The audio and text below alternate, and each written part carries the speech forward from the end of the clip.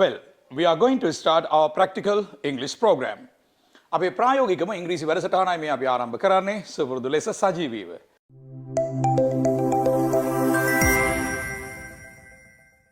අද අපි ඔබ සමග කතා කරන්නේ need කියන පදයේ භාවිතය පිළිබඳව. හැබැයි මේක needs කියලාත් යෙදෙන අවස්ථාවක් තියෙනවා. I සහ you ඇතුළු බහුවචනයේ සමග need. මේක යෙදෙන්නේ I සමග you සමග ඒ වගේම බහුවචන සමග. බහුවචන කියන්නේ දැන් අපි කිව්වොත් බහුවචනයි, අපි ඒගොල්ලෝ කිව්වොත් බහුවචනයි. ඒතර මේ need කියන වචනේ යෙදෙන්නේ මේ පදත් එක්ක. I need මට ඕනේ. need කියන්නේ ඕනේ කියන එක. You need ඔයාට ඕනේ. We need අපිට ඕනේ. ඊළඟට ඒගොල්ලන්ට ඕනේ they need. ඒගොල්ලන්ට ඕනේ they need. හැබැයි වෙනත් ඒක වචන පද આવොත් උදාහරණයක් ලෙස he කියලා આવොත් වාක්‍ය ආරම්භයේට මේ need කියන්නේ ක්‍රියාපදයක් පුතේ. ක්‍රියාපදයකට s අකුරක් එනවා. මේක සරල වර්තමානයේ නීතිය. he needs. ඇය කියලා පටන් ගත්තොත් she needs. කාගේ හරි නමක් આવොත් අපි ශාන් කියලා දාමු. ශාන් පුතා needs. එතකොට I සහ you හැර වෙනත් ඒක වචන වලදී need කියන ක්‍රියාපදයට s අකුර එනවා.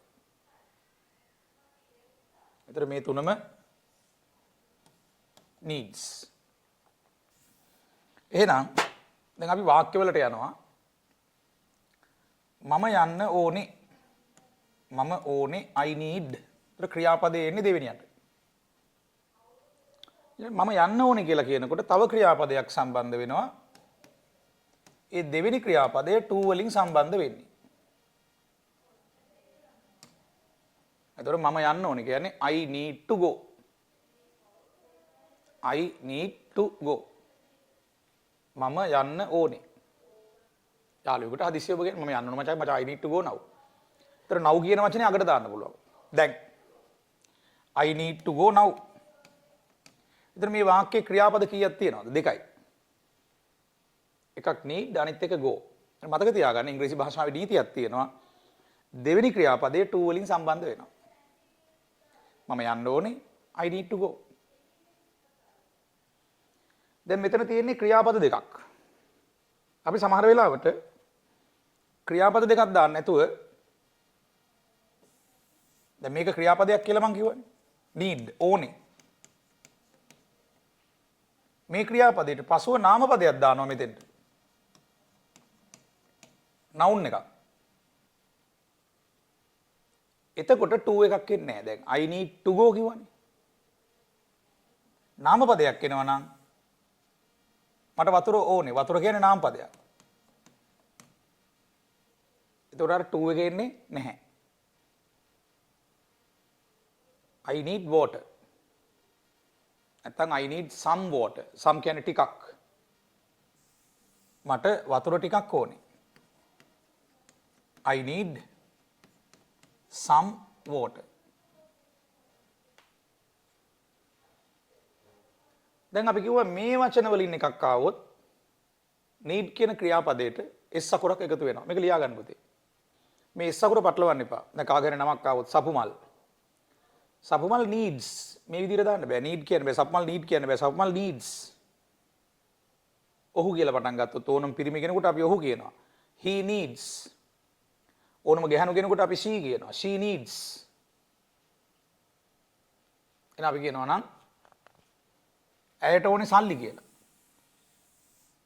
ඇයට ඕනේ සල්ලි. ඒතර වාක්‍ය ආරම්භ වෙනවා she කියලා. ඊළඟට need කියන ක්‍රියාපදයට s අකුරක් දානවා.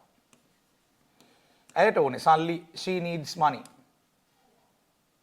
she needs money. need කියන ක්‍රියාපදයට s අකුර එකතු වුණා. she needs money. next example ඊළඟ උදාහරණය.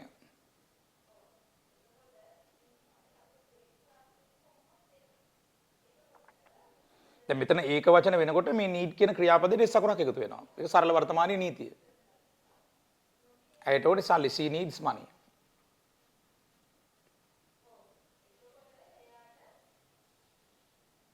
දැන් මේක අපි වෙනස් කරොත් ඇයට ඕනේ සල්ලි විතරයි කියලා. ඔයා දන්නවද විතරයි කියන වචනේ? විතරයි කියන්නේ only. විතරයි කියන්නේ ඉංග්‍රීසි වචනය only. ඔයා දන්නේ නැති දෙයක් මම කියලා දෙන්නම් පුතේ හොඳට අහගන්න මතක තියාගන්න. මේ විතරයි කියන යෙදෙන only කියන වචනය අපි යොදන්නේ වාක්‍ය මැද ක්‍රියාපදයට මුලින්. අහලා නැහැ නේ මේ නීතිය. හොඳට හිතර ගන්න මෙනෙහි කරන්න. වාක්‍ය මැද ක්‍රියාපදයට මුලින් තමයි only භාවිතා කරන්නේ. එතකොට මේක ක්‍රියාපදේනේ need. ඒකට මුලින් තමයි only දාන්නේ. She only needs money. නාමපදයට මුලින් only දාන්නේ නැහැ. වෙනම නාමපදයක් කියනකොට ඒකට මුලින් only දාන්න පුළුවන්. නාමපදේ විතරක් කියනවා නම්. වාක්‍යයක් තියෙනවා නම් හොඳට අහගන්න. ඉංග්‍රීසි වාක්‍යයක් යදෙනවා නම් මේ වගේ දිගට වාක්‍ය මැද ක්‍රියාපදයට මුලින් තමයි only අනිවාර්යෙන් දාන්නේ. එතකොට ඇයට ඕනේ සල්ලි විතරයි කියලා අපි කියන්නේ කොහොමද? She only needs money. She only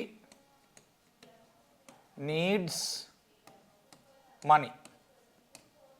ඇයට ඕනේ සල්ලි විතරයි. She only needs money.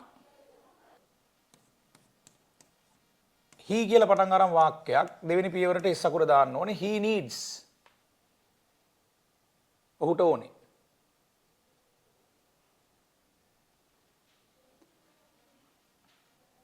ඔහුට ඕනේ කාලය. ඒත් බලන්න මේ වචනේ දාලා හරියන්නේ නැහැ. මේ s එකත් එක්ක දාන්න ඕනේ. හේතුව වාක්‍ය ආරම්භයේ ඒක වචනයි. ඔහුට කාලය අවශ්‍යයි. යම් කිසි වැඩක් කරන්න අපි කියන්නේ දැන් යාළුවෙකුට වැඩක් පැවරුවා හදිසිය ගන්න බෑ. එයාට කාලය ඕනේ. He needs time. He needs time. ඒක simple present tense. නැත්නම් සරල වර්තමාන නීතිය තමයි මෙතනදී ආදේශ වෙන්නේ. He needs time. දැන් ක්‍රියාපද දෙකක් වෙන අවස්ථාවක් නැවත බලමු.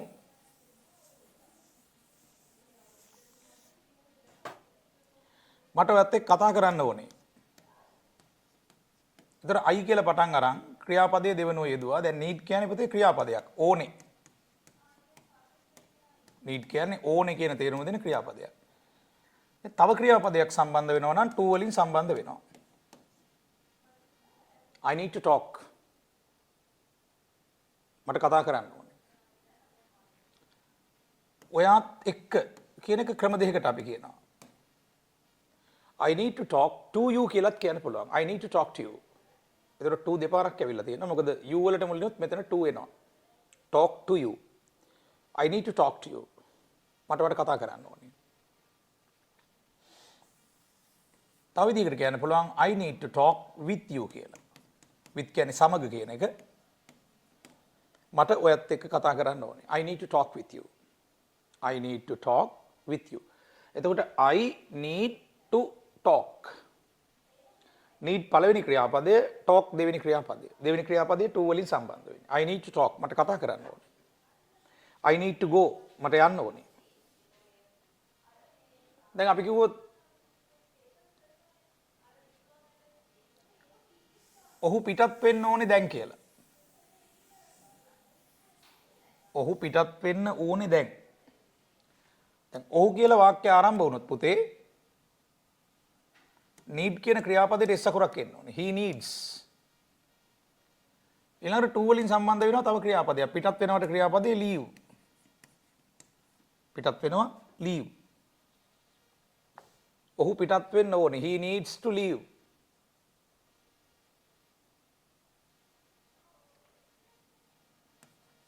now කියන්නේ දැන් he needs to leave now. ඔහු දැන් පිටත් වෙන්න ඕනේ. he කියලා පටන් ගත්තා ඊළඟට need කියන ක්‍රියාපදයට s අකුර දැම්මා. he needs to leave now. ඔහු දැන් පිටත් වෙන්න ඕනේ.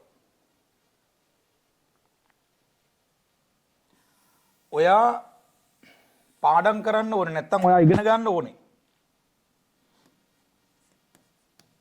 ඒතර you කියලා පටන් ගත්තොත් පුතේ s අකුර එන්නේ නැහැ කියලා අපි කිව්වා. I සහ you සමග ක්‍රියාපදයේ s අකුර එන්නේ නැහැ.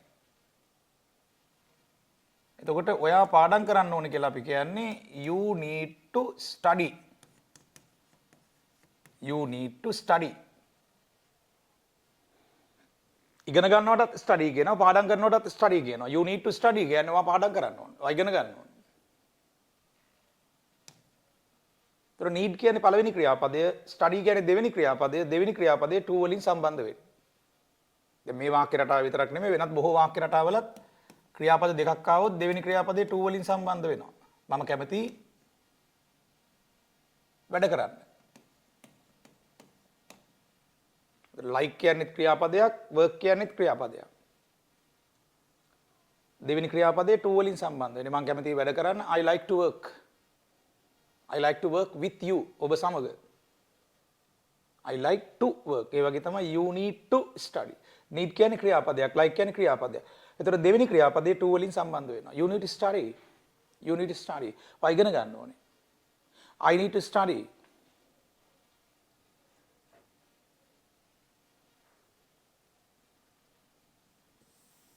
දැන් ඉගෙනීමේ කටයුතු වලට අපි නාමපදයක් යොදනවා පුතේ.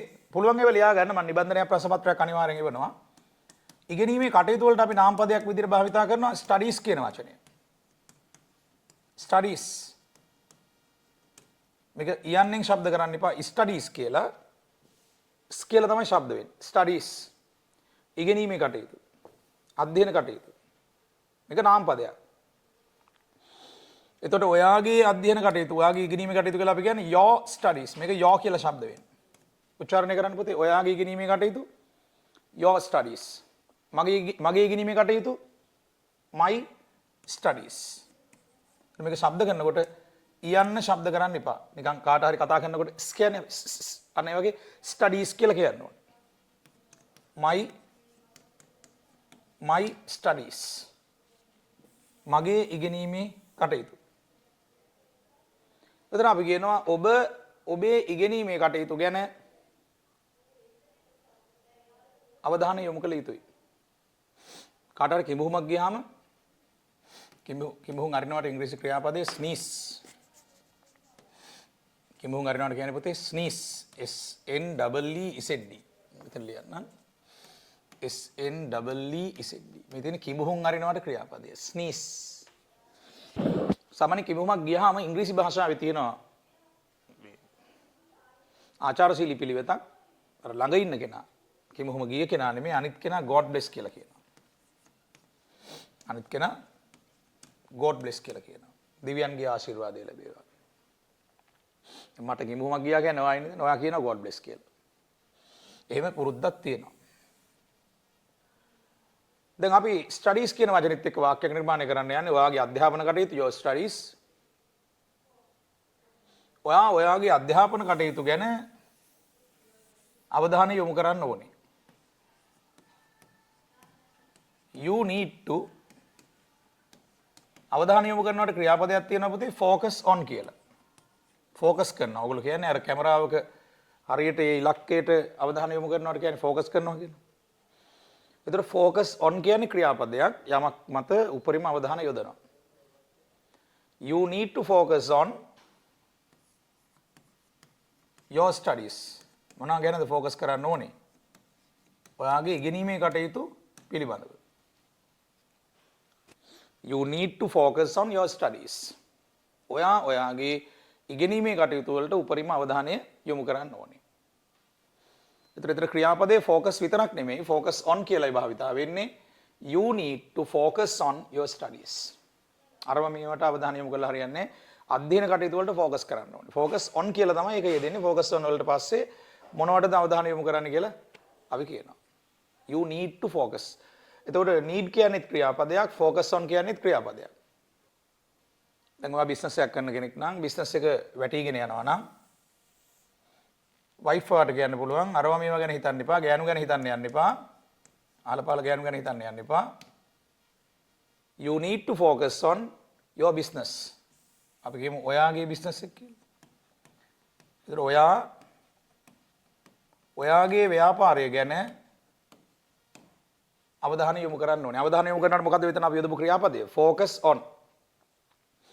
You need to focus on your business. මේක your කියලා ශබ්ද වෙන්නේ. ඔයාගේ අකුරු හතරක් තියෙනවා ඒකේ. Y O U R. business කියන වචනේ ලියවෙන්නේ business කියලා. බලන්න ලියවෙන්නේ business, શબ્ද වෙන්නේ business. You need to focus on your business. Next example ඊළඟ නිදසුන.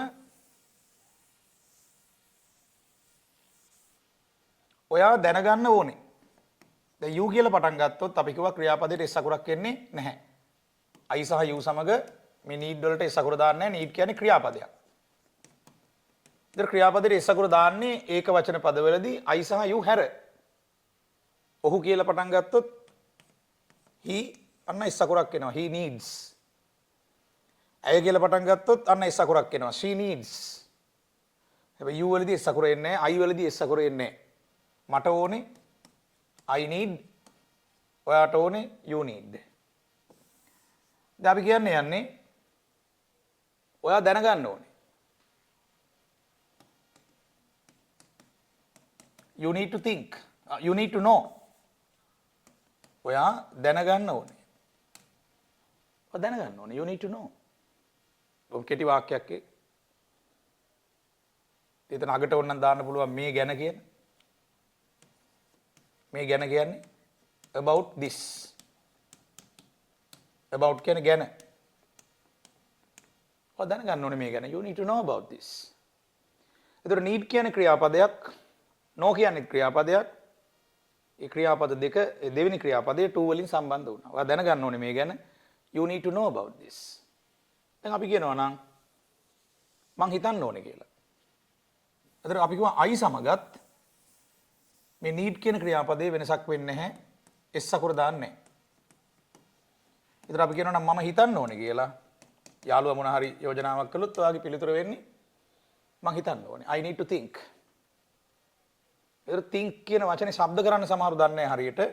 think කියනකොට අග අල්කා යන ශබ්ද වෙනවා. I need to think. මං හිතන්න ඕනේ. දැන් නිකන් හරි නාමපදයක් ආවොත් දැන් මෙතන තියෙන්නේ ක්‍රියාපද දෙකක්. දැන් මේකත් ක්‍රියාපදයක්. verb එකක්. හොඳේ. මේකත් ක්‍රියාපදයක්. ඒ ක්‍රියාපද දෙකක් ආපු නිසා තමයි මේ දෙවෙනි ක්‍රියාපදයේ to වලින් සම්බන්ධ වුණේ. දැන් මේ ක්‍රියාපදයේ විතරක් තිබිලා නාමපදයක් එනවා නම් මේ to එකේ එන්නේ නැහැ.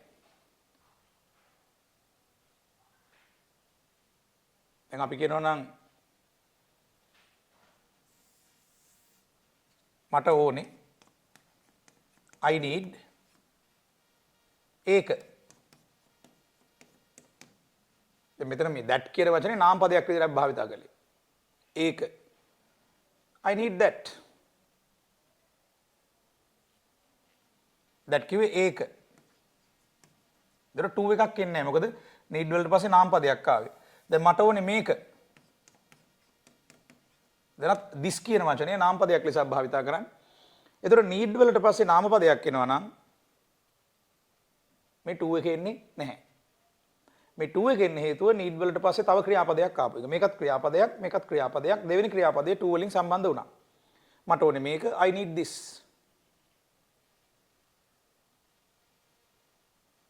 දැන් මට ඕනේ මේක විතරයි කියනවා නම්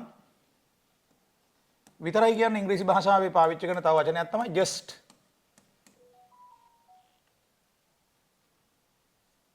just වල නිකන් කියන තේරුමක් තියෙනවා.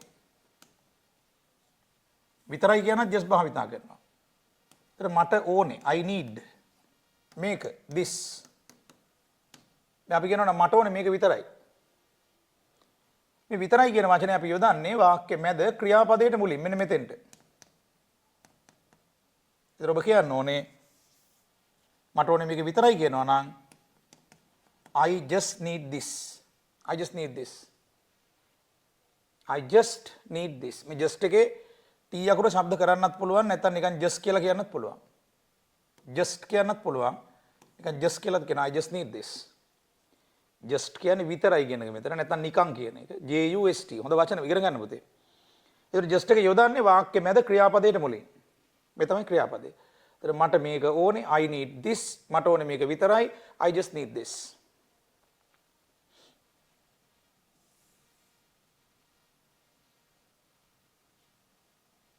I just need I just need